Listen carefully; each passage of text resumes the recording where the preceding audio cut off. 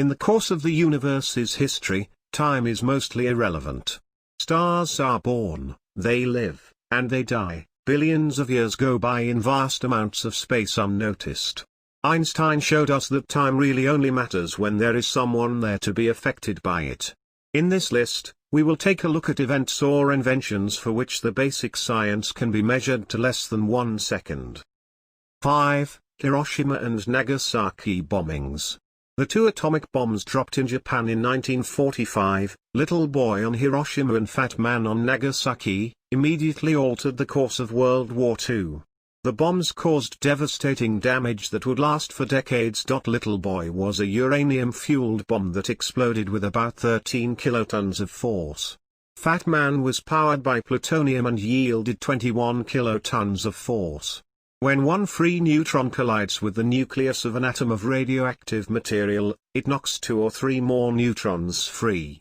This causes energy to be released, and the newly freed neutrons strike more nuclei. This chain reaction of energy release spreads almost instantaneously. A free neutron travels at about 3% of the speed of light. The complete process, after accounting for the number of generations required for a chain reaction, takes about a microsecond, or 1/millionth of a second. Physicists at Los Alamos nicknamed this time a shake, as in as fast as the shake of a lamb's tail. In just 2 shakes, between 60,000 and 80,000 people were incinerated in Hiroshima and 40,000 in Nagasaki. 4. Transistor switching speeds. Invented in late 1947, the transistor was something that revolutionized the electronics industry in the 20th century. Inventors William Shockley, John Bardeen, and Walter Brattain eventually received the Nobel Prize for their efforts. The switching speed of these early germanium transistors topped out at 60 GHz, meaning it took about 20 nanoseconds, 20 billionths of a second, to switch. Improvements such as switching from germanium to silicon, and creating the digital transistor chips with built-in resistors, significantly enhanced the capabilities of the transistor. Today the fastest switching transistors can operate at an astounding 800 GHz or more. 3. Internet's first message. On October 29, 1969, using an experimental connection called ARPANET, researchers at UCLA sent the first message across networked computers. The message received by Stanford researchers read "Hello." It was intended to read login as that was the password for the system, yet the system crashed after just 2 letters. Both schools had recently installed interface message processors, or routers as we now know them. Once Stanford got its IMP, a high-speed line was put in to connect the two. There was now a 2-node network, enabling someone to use a computer at one school to access the resources on the other school's computer. The ARPANET line speed at the time was 50 kilobits per second. With 8 bits in 1 byte, 2 letters of the alphabet would take 16 bits.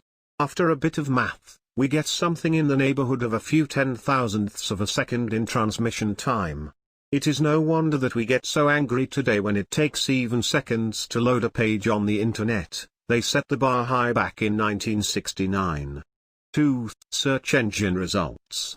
1990 saw the creation of Archie, widely considered to be the first search engine. With so many ways to narrow searches using Archie, it took much longer to choose all the different parameters than it did for the search results to return. Archie, and eventual friends Veronica and Jughead only had the capability of searching titles and descriptions, none of them indexed the contents of any of the documents they found. Over the next few years, many more search engines popped, but none crawled the entire text of every indexed web page until WebCrawler in 1994. We all remember using Lycos, Excite, AltaVista, and Ask Jeeves at one time or another. We also remember being on dial-up and waiting for what seemed like forever, really, just several agonizing seconds, for our results. When Google jumped on the scene in the late 90s, they began to use an algorithm that placed a high value on page ranking. Today, Google is mostly a mess peddling censorship for cash, but run a search on pretty much any modern search engine, and it almost always takes less than a second. Brilliant search sites like DuckDuckGo don't reveal all that goes into their methods to give us such speedy results, but when it is that fast, does it matter how? 1. Supernovae.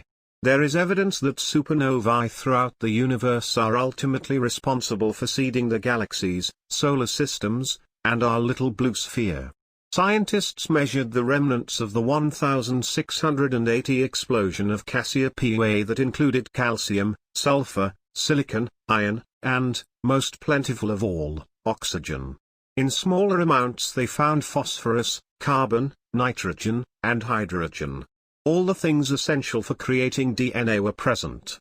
A supernova closer to home may have caused such mass lightning strikes as to change the dynamics of the terrain, pushing our ancestors out of the trees and forcing them to adapt to new situations quickly.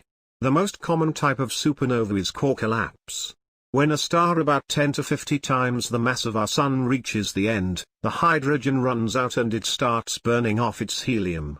It burns through successive elements on the periodic table until it gets to iron, which it cannot burn off. Nothing can stop the collapse of its core, and the outer edges collapse at 23% the speed of light, 70,000 meters per second.